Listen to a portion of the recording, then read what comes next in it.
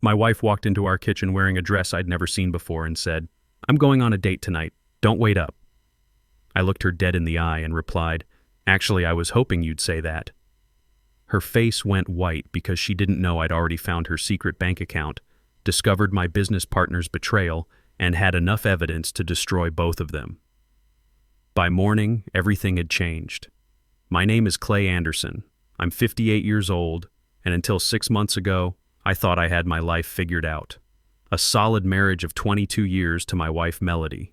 2 great kids, Brock, 18, our senior linebacker with college football prospects, and Amber, 15, who's been showing prize cattle in FFA competitions. I built Anderson Construction from nothing, started with one beat-up Ford pickup and a toolbox, and now I've got 40-plus employees and we're pulling in $800,000 a year doing residential and light commercial work across the Phoenix metro area. I had a business partner I trusted, Travis Coleman, who'd been my foreman for 15 years before I made him partner 7 years ago. Travis handled the field operations and crew scheduling while I managed the office, bids, and client relations. We'd built this construction company together from a small operation to a legitimate contracting business that was respected throughout Arizona. Melody had been there from the beginning, back when we were eating bologna sandwiches for dinner while I poured every dollar into equipment and truck payments. She believed in me when nobody else did, or at least that's what I thought. It was a Thursday evening when everything changed. I remember it exactly because it was the night after Brock's football game where he made 2 sacks and Melody never showed up. She texted saying Travis needed her help with payroll because our bookkeeper was sick. I was in the kitchen heating up leftover barbacoa tacos when she walked in. The sound of her heels on our tile floor was different somehow, more deliberate, like she was making a statement. She was wearing that burgundy dress, the kind that probably cost more than what I pay my newest apprentice for a week's work. Her makeup was perfect, too perfect for a Thursday night at home in Chandler. I looked up from the microwave and our eyes met. There was something in her expression I couldn't place at first. Not guilt exactly, more like anticipation. "I'm going on a date tonight," Melody said, her voice steady and clear. "Don't wait up for me." The words hung in the air like dust after a concrete pour. I stood there, one hand on the microwave door, the other holding a fork that suddenly felt like it weighed 50 pounds. My mind scrambled to process what I'd just heard. A date. My wife of 22 years just announced she was going on a date. She was watching me, waiting. I could see it in her eyes. She wanted a reaction. She wanted me to yell, to beg, to break down and give her the drama she was clearly expecting. But something inside me went ice cold instead. Because in that moment, all the little pieces suddenly clicked together. The credit card statement I'd found last month with charges to that fancy steakhouse downtown on days she claimed to be visiting her sister in Tucson. The way Travis had been avoiding eye contact with me during our weekly progress meetings at the job trailer. The fact that Melody's mother, Paige Fletcher, had been unusually hostile to me at Amber's last FFA competition, barely acknowledging my presence when I congratulated Amber on her grand champion heifer. I set down the fork, closed the microwave door, and looked at my wife. Really looked at her. I saw a stranger wearing Melody's face. "Actually," I said, my voice calm and measured, "I was hoping you'd say that." Her face changed instantly. The smug confidence drained away like water through cracked foundation. Her mouth opened slightly, then closed. She blinked twice, fast, like she was trying to recalibrate her whole approach. "What?" Melody's voice came out smaller than before. "You heard me." I leaned back against the counter, crossing my arms. "I've been waiting for you to finally be honest about what you've been doing. So go ahead. Have your date. I'll be here when you get back and we'll have a lot to discuss." She recovered quickly, I'll give her that. The mask slipped back into place like she was putting on safety gear. "You're being dramatic, Clay. It's just dinner with some friends from the church auxiliary." "Friends don't usually require a $200 dress and professional-grade makeup," I replied. "But sure, let's call it that. What time should I expect you home? Or should I not bother waiting up like you said?" Melody grabbed her purse from the counter, her movements sharp and defensive. "I don't know what's gotten into you, but this attitude isn't attractive." "Neither is lying to your husband's face," I said. "But here we are." She stared at me for a long moment, and I could see the gears turning behind her eyes like a job site crane repositioning. She was trying to figure out how much I knew, how much I'd discovered. The truth was, up until 30 seconds ago, I'd only had suspicions and pieces that didn't quite fit together. But her reaction to my calm acceptance had just confirmed everything. "I'll be back late," she finally said, turning toward the door. "Take your time," I called after her. "I've got some calls to make anyway." The door closed behind her with a soft click. I stood there in the kitchen, surrounded by the smell of reheated barbacoa and the wreckage of my marriage. And I felt something I hadn't felt in years. Clarity. Pure, sharp, undeniable clarity, like when you finally see the foundation problem that's been causing all the cracks. I pulled out my phone and opened our banking app. Time to see exactly what my wife had been spending our money on. The app loaded slowly, each second stretching like concrete setting on a hot Phoenix day. When the transactions finally appeared, I felt my jaw tighten like a C-clamp. 6 months of statements told a story I'd been too busy managing job sites to read. Hotel charges at the Scottsdale Resort, always on Wednesdays when she claimed to be helping with church auxiliary planning. Dinner reservations at Romano's Macaroni Grill, the Italian place where we'd celebrated our 15th anniversary. Gift purchases from jewelry stores I'd never set foot in. And the real kicker, cash withdrawals totaling $6,800 spread across 16 weeks. I sat down at our kitchen table and opened my laptop. If Melody wanted to play games, she'd picked the wrong opponent. I'd spent 25 years building a construction business from scratch. That requires attention to detail, documentation, and the ability to spot when numbers don't add up, just like when a subcontractor tries to pad their invoice. First stop, our joint credit card account. I downloaded every statement from the past 8 months and created a spreadsheet. Red flags jumped out immediately like surveyor's flags marking underground utilities. Charges to lingerie boutiques on days she'd claimed to be volunteering at the church food bank. Restaurant bills for 2 at places she'd never mentioned. A charge for a weekend at a bed and breakfast in Sedona that coincided with her supposed girls' trip to visit her college roommate in Flagstaff. My phone buzzed. Brock texting from upstairs. "Dad, where's Mom? She said she'd help me with my scholarship essay tonight." I typed back, "She had to go out. I'll help you. Give me 20 minutes. 20 minutes. That's all I had before I needed to be dad again, setting aside the fact that my marriage was imploding like a controlled demolition. I worked faster, my fingers moving across the keyboard with the same precision I used when calculating material estimates. Next, I logged into our business account, the one Travis and I shared for Anderson Construction. My stomach dropped like a foundation settling on unstable ground. Unauthorized transfers, small amounts at first, $400 here, $650 there, always labeled as equipment maintenance or material costs. But they'd gotten bolder. 2 weeks ago, a $3,200 transfer marked as concrete pump rental that I knew we'd never used because I personally approve all major equipment rentals. I pulled up the recipient account number and ran it through our bank's verification system. The account belonged to Melody Anderson. She'd been siphoning money from our construction business, money that belonged half to Travis and half to me, and funneling it into a private account I knew nothing about. My hands shook as I took screenshots of everything. This wasn't just adultery. This was theft. Systematic, calculated theft from our family and our business. No different than if she'd been skimming from the petty cash box. I opened a new browser tab and searched for the attorney who'd helped us set up our LLC 7 years ago. Lance Parker, a tough guy in his 50s who didn't mess around with small-town drama and knew construction law inside and out. I drafted an email, attaching the screenshots and explaining the situation in clinical terms. No emotion, just facts like a project summary report. Meeting requested first thing tomorrow morning. My phone rang. Travis's name flashed on the screen. I stared at it for 3 rings before answering, wondering if he had the balls to call me while he was screwing my wife. "Yeah. Hey, Clay." Travis's voice sounded strained, artificial, like when he's trying to explain why a job ran over budget. "Just checking in. How's everything going?" "Interesting timing for a check-in," I said.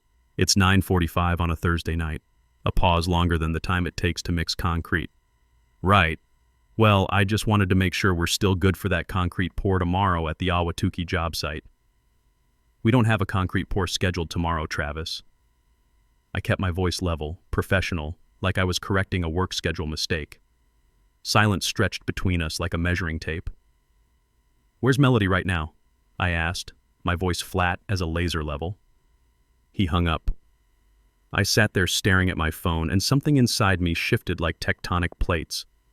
This wasn't just my wife betraying me. This was my business partner, the man I'd trusted with half my livelihood, the guy who'd worked beside me through blazing Arizona summers and freezing desert nights, stabbing me in the back while sleeping with my wife. Upstairs, Brock called out, "Dad, you coming?" "On my way up," I shouted back, saving all my documents to a secure cloud drive like backing up construction blueprints. The scholarship essay could wait. First, I had a son to reassure that everything was fine, even though we both knew it wasn't. Brock's scholarship essay was about perseverance, about how watching me build Anderson Construction from nothing taught him that success requires sacrifice, and never giving up when the concrete doesn't set right the first time. I helped him tighten his thesis while my phone buzzed every few minutes with notifications I ignored. By 11 p.m., he was satisfied with his draft and headed to bed. Amber had been asleep since 9:30, her door closed with a "Do Not Disturb" sign she'd made in art class featuring a cartoon longhorn bull. I went back downstairs and made myself coffee, strong and black, the kind that keeps you sharp during all-night pours when the concrete trucks are lined up and waiting. I had work to do. The GPS tracking system I'd installed in our company trucks 8 months ago wasn't just for efficiency monitoring and fuel management. It was high definition, cloud-connected, and tracked every location down to the exact parking spot. I pulled up Travis's truck logs from yesterday, the day Melody claimed she was helping with payroll at the office. His truck had been parked at the Scottsdale Resort from 2 p.m. until 8 p.m. The same hotel that kept showing up on our credit card statements like a recurring line item on a construction bid. I downloaded the GPS data and added it to my growing evidence file. Next, I opened the shared calendar Melody and I used for family scheduling and coordinating with the kids' activities.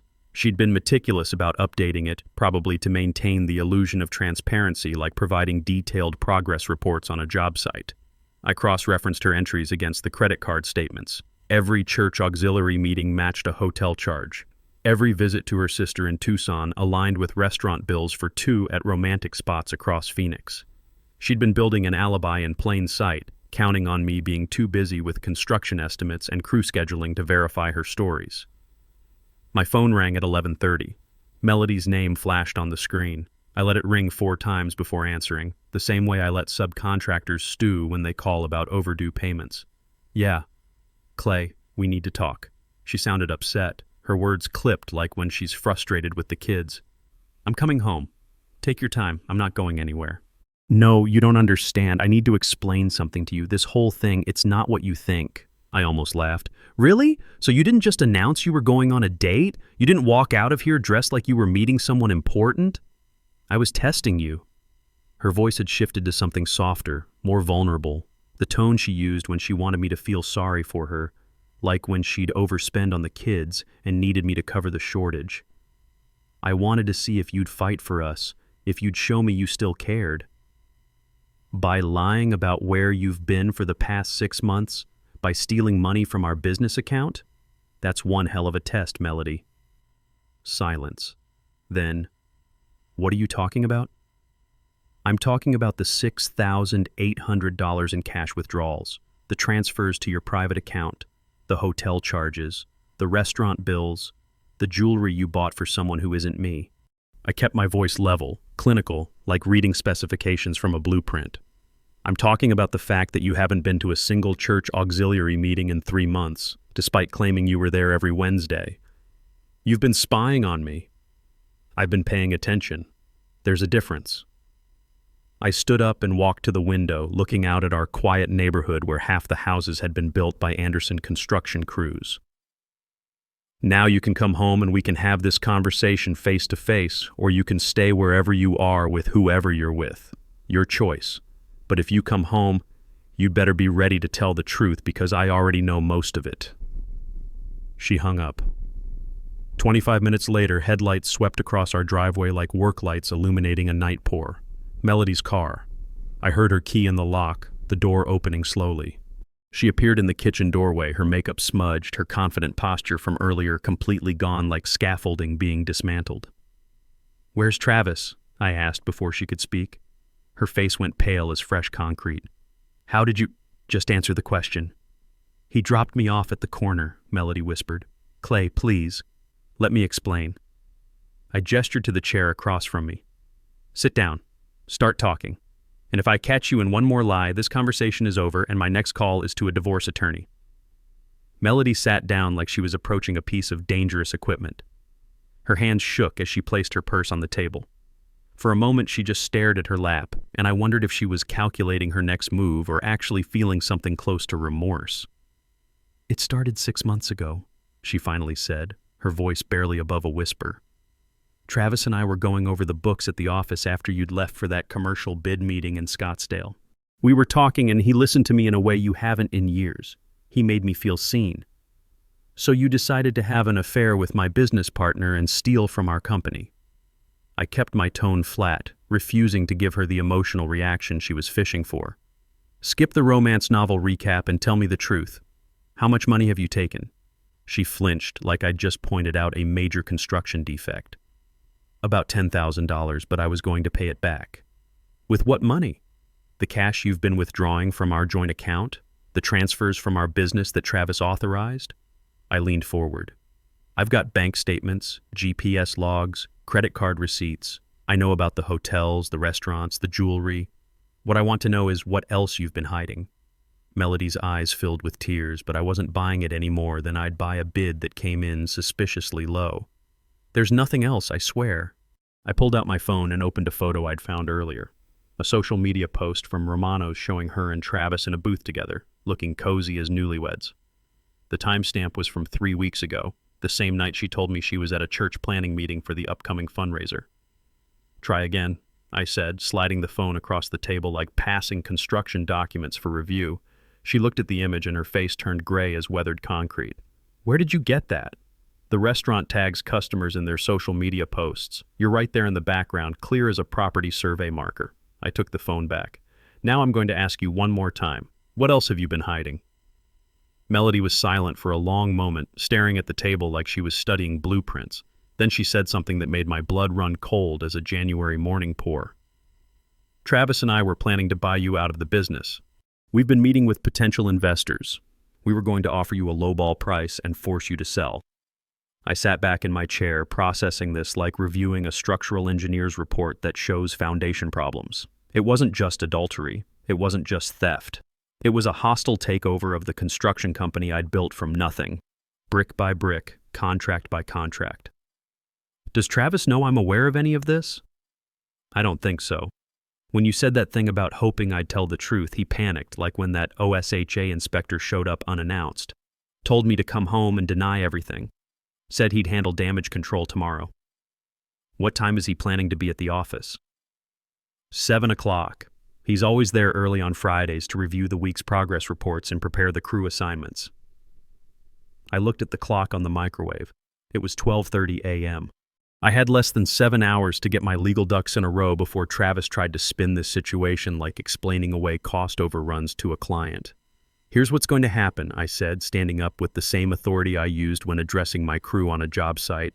You're going to sleep in the guest room tonight. Tomorrow morning, you're going to call your mother and tell her you're staying there for a while. You're not taking the kids anywhere. You're not touching our accounts, and you're not contacting Travis. Understood? Clay, please. I'm not done. My voice hardened like concrete hitting its final set. You're also going to write down every detail of what you and Travis have been planning. Every meeting with investors, every conversation about buying me out, every dollar you've moved, and you're going to sign it. Why would I do that? Because if you don't, I'm filing for divorce tomorrow and going to the police about the theft.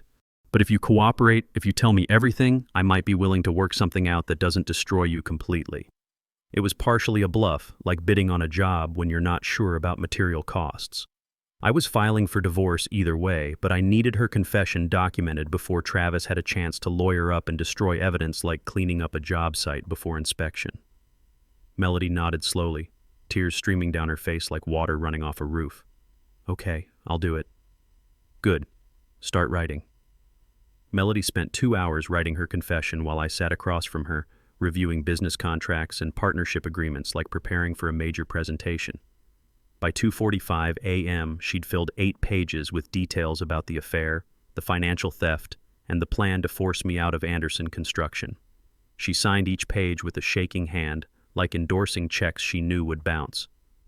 "Can I go to bed now?" she asked, her voice hoarse from crying. "Guest room, and leave your phone on the kitchen counter." She started to protest, then thought better of it, probably realizing she had no leverage left. I heard her climb the stairs, heard the guest room door close. I photographed every page of her confession, uploaded them to my secure cloud storage like backing up critical project files, and locked the originals in my gun safe. Then I called Lance Parker and left a detailed voicemail about needing an emergency meeting at 6 a.m. I managed 3 hours of sleep on the couch before my alarm went off. The same restless sleep I got before big concrete pours when everything had to go perfect. Brock and Amber were still asleep when I showered and dressed. I left a note on the kitchen counter saying I had an early meeting and would be back before they left for school. Lance's office was downtown, 15th floor of a glass building that caught the morning sun like polished steel. He was already there when I arrived at 6. Midnight, coffee brewing, looking sharp despite the ungodly hour like a foreman ready for a dawn start. "Clay Anderson," he said, shaking my hand with the firm grip of someone who understood construction handshakes. "Your voicemail was concerning. Sit down and tell me everything." I spent 45 minutes laying out the situation. The adultery, the theft, the attempted business takeover. I showed him the bank statements, the GPS logs, Melody's signed confession. Lance took notes, his expression growing darker with each revelation like watching storm clouds gather over a job site. "This is bad," he finally said. "But it's also airtight. Your wife and business partner have exposed themselves to both civil and criminal liability. What do you want to do about it?" "I want full custody of my kids. I want Melody out of the house. I want Travis removed from the business, and I want to recover every dollar they stole." "The custody and divorce? Absolutely. Your wife's confession and the evidence of financial fraud give you enormous leverage." Lance tapped his pen on his notepad like a hammer on concrete.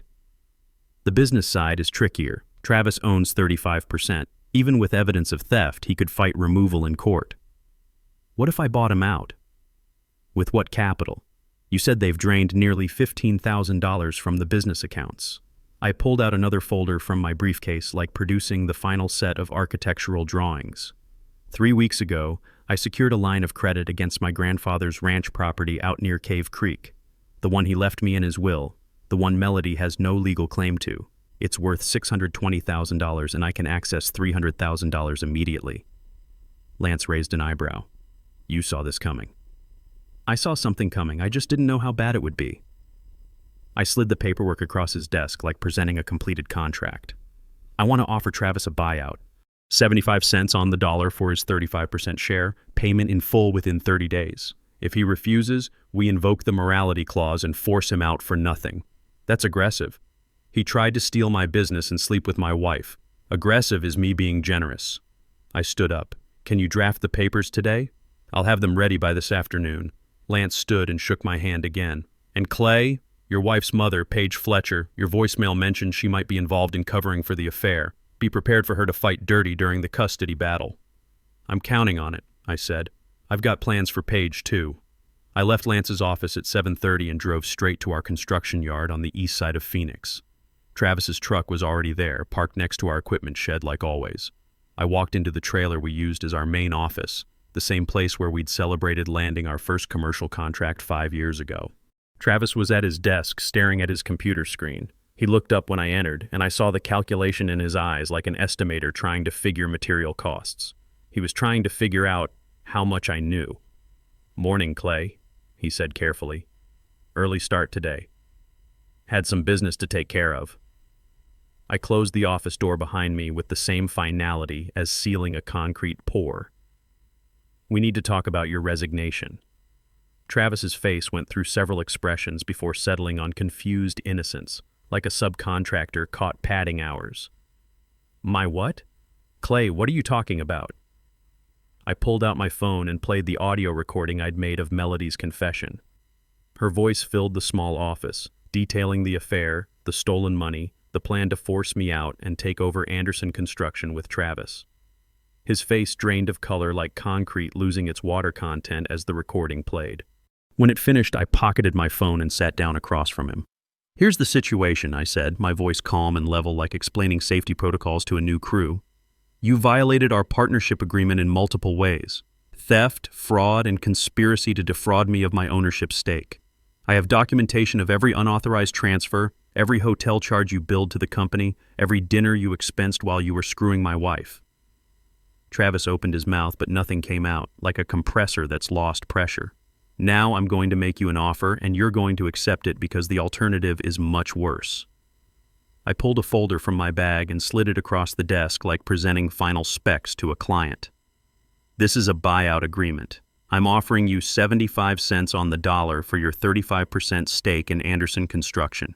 Based on our last valuation, that's $180,000 cash paid in full within 30 days. He stared at the papers like they were contaminated soil reports. That's below market value. That's more than you deserve. The morality clause in our operating agreement gives me the right to force you out with zero compensation for conduct like this. I leaned back in my chair. I'm offering you a chance to walk away with something. You've got until 5 p.m. today to decide. Accept the buyout, sign a non-compete agreement, and disappear. Or reject it, and I'll invoke the morality clause, report the theft to the police, and make sure everyone in this industry knows exactly what you did. Travis showed up at Lance Parker's office at 4:30 p.m., 30 minutes before the deadline. He looked like he'd been working a double shift in August heat, his shirt wrinkled, his eyes bloodshot. His attorney sat beside him with documents ready for signing. By 6 months later, life had found a new rhythm, like a well-coordinated construction schedule. The divorce was finalized with Melody receiving minimal settlement after her theft and adultery were factored in. She'd moved to a small apartment and was working as a receptionist. Travis had taken his buyout money and moved to Colorado, starting over in a completely different industry. I'd heard they tried to make their relationship work, but it lasted less than 2 months. Turns out when you build a foundation on lies and betrayal, there's nothing solid to stand on. Anderson Construction was thriving like a project ahead of schedule and under budget. Without Travis's mismanagement and theft, profits had increased by 40%. I'd promoted my best crew leader to operations manager, and we'd landed 2 major commercial contracts. Brock had started college on a football scholarship, and Amber was showing prize cattle and talking about agricultural business school. As for me, I'd started dating Autumn Rodriguez, who owned the diner where my crew grabbed breakfast. She understood what I'd been through because she'd survived her own betrayal and came out stronger. One Saturday, while working on my '69 Mustang restoration, Amber called and asked, "Dad, are you happy?" I looked around my garage, at the business I'd saved, the house I'd kept, the life I'd rebuilt. Yeah, I am happy. It took a while, but I'm happy. That evening, I stood in the same kitchen where this nightmare had started, the place where Melody had announced her date, expecting me to fall apart. Instead, I'd stood firm, fought back systematically, and rebuilt something better. I'd learned the most important lesson any man can learn. When someone tries to destroy what you've built, you don't get angry, you get strategic. And when you rebuild from solid ground with honest materials, what you create the second time around is always stronger than what came before.